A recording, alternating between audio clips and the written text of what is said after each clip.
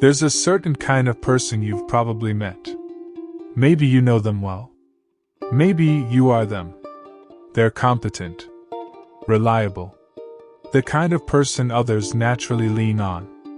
And on the surface, they appear steady, almost self-contained. You don't see them break down.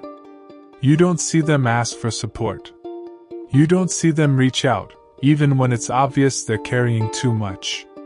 If anything, the more overwhelmed they become, the quieter they get. And what's strange is this. They often do help others. They offer reassurance, advice, and emotional labor without hesitation. But when the weight shifts onto their own shoulders, something inside them clamps shut. Their voice disappears. Their needs disappear.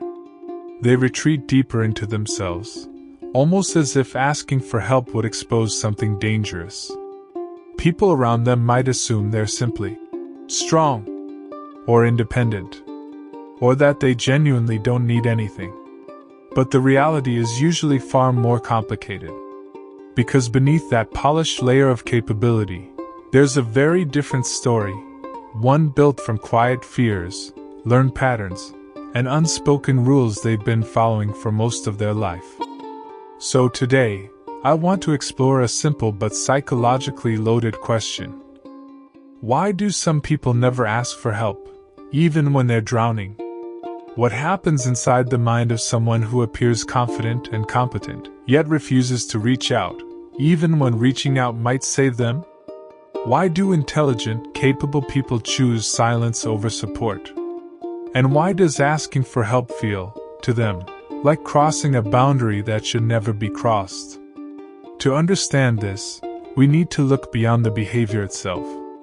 On the surface, not asking for help looks like independence.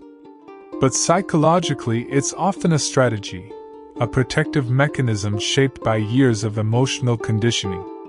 For many people, the avoidance begins with a deep discomfort around vulnerability. Take a simple, everyday example. A friend is overwhelmed at work, struggling to meet deadlines, but says nothing. They stay late, absorb extra responsibilities, and quietly burn out. When you ask how they're doing, they smile and say, "I'm fine." Not because they're fine, but because admitting, "I'm not handling this," feels too risky. Or consider a couple. One partner is emotionally exhausted but never shares what's going on internally. Instead, they withdraw, not out of coldness, but out of fear that exposing their difficulty will somehow burden the relationship.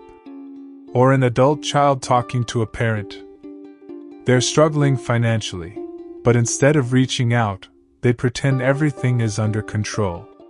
They fear disappointing someone, or looking incapable, or being seen as someone who still needs too much. In each of these examples, the silence isn't stubbornness. It's protection. And it's built on three psychological mechanisms that often operate together. Avoidance defenses. A reflexive distancing from discomfort, rooted in the belief that vulnerability opens the door to danger. Shame around dependence. A sense that needing others makes you weak, incompetent, or unworthy. False autonomy. The illusion that being fully self-reliant is the only safe way to exist. When these mechanisms fuse together, a person doesn't consciously choose not to ask for help. Their mind simply closes the possibility. Asking doesn't even register as an available option. Most of these patterns don't start in adulthood. They start quietly, in the background of childhood or adolescence. Perhaps someone grew up in a family where emotional needs were dismissed, not out of cruelty, but because the environment was stretched thin. A child in that setting learns that their feelings are a burden, that needing help creates pressure, and that the safest version of themselves is the one that asks for nothing. Or imagine a parent who frequently said, "You're the strong one. I know you can handle it." Praise like that sounds positive, but it places the child in a role, the reliable one, the mature one, and roles quickly turn into identities. Once you internalize that identity, you avoid anything that could break it. Some people learned independence from chaos. If the adults around them were emotionally volatile, unpredictable, or inconsistent, self-reliance became a survival strategy.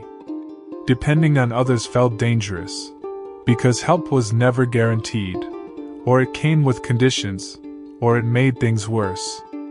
Others grew up in families where competence was the only currency of value.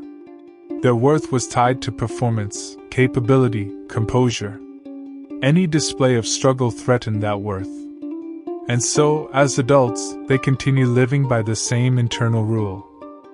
If I need help, something is wrong with me.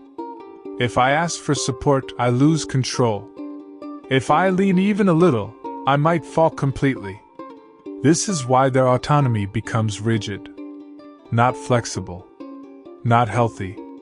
Rigid. It stops being a choice, and becomes a wall around everything vulnerable inside them. The irony is that from the outside, these people look strong. But internally, the strength is often tension, tightly held, carefully concealed, and exhausting to sustain. Here's the core insight. People who never ask for help are not avoiding help itself. They're avoiding what help symbolizes to them.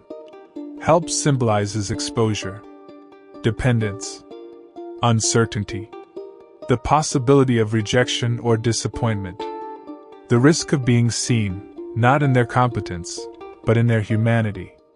When someone has spent their entire life being the reliable one, the strong one, the one who holds it together, asking for help feels like the collapse of an identity. But the deeper truth is even more important. Their silence is not a sign of genuine self-sufficiency. It's a sign of emotional isolation. Not the kind of isolation caused by being alone, but the kind caused by never letting anyone see the parts of you that actually need to be seen. This is the paradox. The people who look the most independent are often the ones who feel the most alone. Not because others fail them, but because they've learned to make their inner world inaccessible.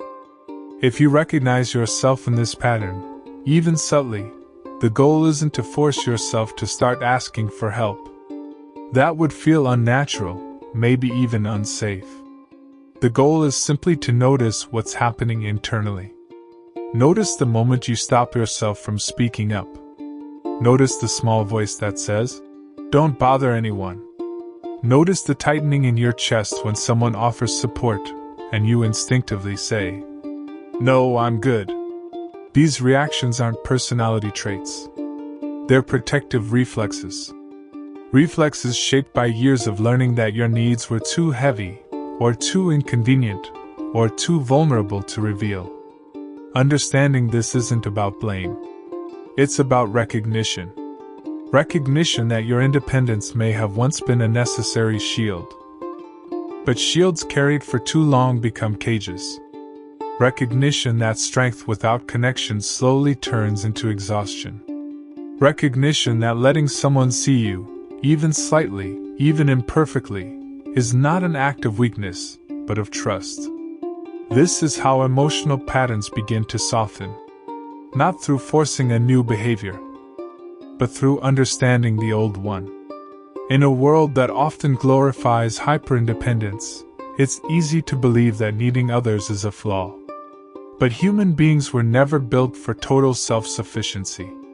We are wired for interdependence, not as a limitation, but as a design. People who never ask for help aren't broken. They're simply carrying lessons they learned too early, and for too long. And if you see yourself in this story, you don't have to dismantle anything overnight. You don't need to suddenly open every door inside you. You can start quietly, with one simple truth. You are allowed to need. You are allowed to lean. You are allowed to be human. Asking for help isn't admitting defeat. It's acknowledging your humanity.